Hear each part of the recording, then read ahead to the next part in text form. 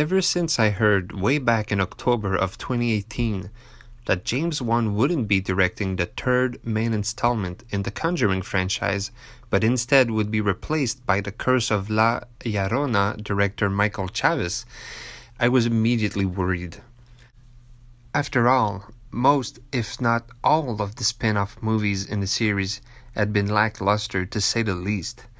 Only 2013's The Conjuring and 2016's The Conjuring 2, I thought, were truly excellent films, and both were masterly directed by renowned horror writer-director James Wan.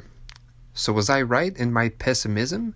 Was The Conjuring 3 really doomed to be a lesser film? Well, the answer is yes and no. Let me start with the positives, the things that actually worked. First off, I want to say right off the bat that I truly believe director Michael Chaves did a fine job on The Conjuring, The Devil Made Me Do It. The presentation, look, and cinematography are all both stellar and consistent all the way through. Chaves really nailed it when it comes to making this movie feel like the actual third chapter of a trilogy. It doesn't feel out of place at all. From the opening yellow text scroll a la Star Wars to the end credits, which once again featured some real-life pictures and footage from the story's case, the structure is intact. Had I not known the movie wasn't directed by James Wan, I might have actually believed it was. Also intact, well mostly, is the picture's heart, which, as was the case with 2013's The Conjuring and 2016's The Conjuring 2, it comes primarily from Patrick Wilson and Vera Farmiga's portrayal of Ed and Lorraine Warren. They are the heart and soul of these movies, and their on-screen relationship is usually what elevates these movies above your average haunted house movie. So it was no surprise at all that they once again stole the show and both gave excellent performances. An early emotional scene in the movie carried that sentiment between both actors, and it showcased how the filmmakers were, at the very least, conscious of the importance of the Warrens' relationship. These characters really do love each other, and their work, they genuinely want to help others.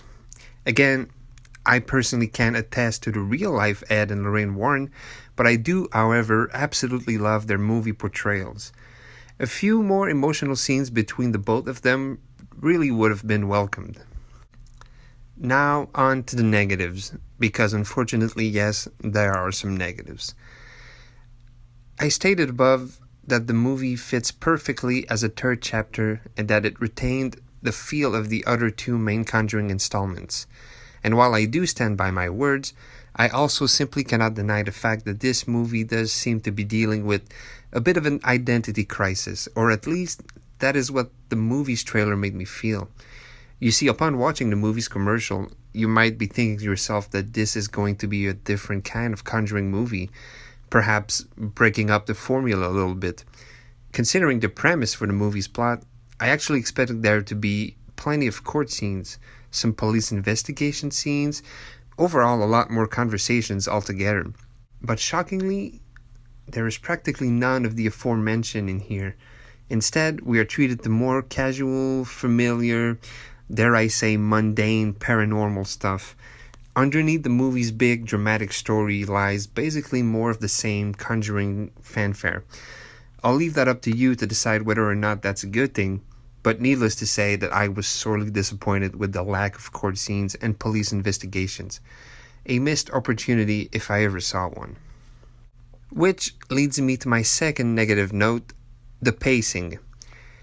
It's not that the pacing itself is bad per se, but unfortunately a handful of scenes do come off as a little slow, if not downright boring.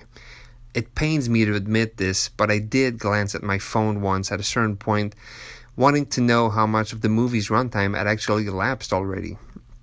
It's also worth noting that even with a significantly shorter runtime than the 2013's The Conjuring, and specifically the sequel, 2016's The Conjuring 2, which was about 2.5 hours long, it still nonetheless feels slightly stretched out.